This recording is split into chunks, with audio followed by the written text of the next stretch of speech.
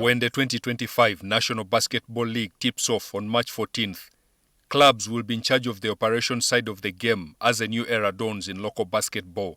Teams will be responsible for what transpires on match day, including paying officials, security, and gate collections. Clubs have welcomed the idea and will hope to use it to generate extra money. As basketball clubs, we are not making any sorts of money from the league. So at the moment we don't get collections, we don't get any prize money. So largely we put in money, but we don't get any money. So we felt that one of the things that should be, that in the discussions that we have had, a number of us, that why don't we as clubs handle the league so that we can host a game, let's say like at Abuja Parks, I meet the cost of the day, and then the excess amount comes as revenue to the clubs. We can have a home and away fixture so that we have revenue as a share.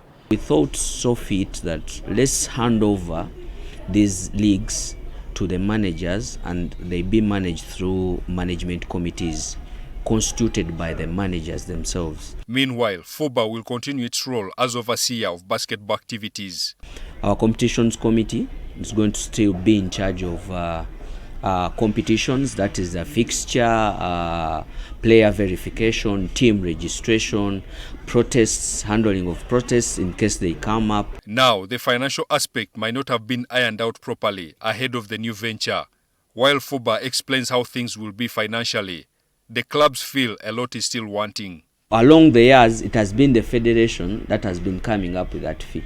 Now, that fee is also topped up with sponsorship deals that we usually get.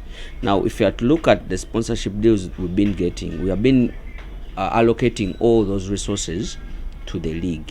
Now, what we have decided is that we are going to split the resources on top of the registration fees, which is going to be decided by the managers themselves. We pay 4 million shillings per month, per year.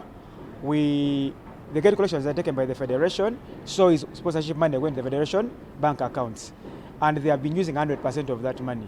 Now they are proposing, now in the proposal, that we take over and they get 60% and remain with 40%.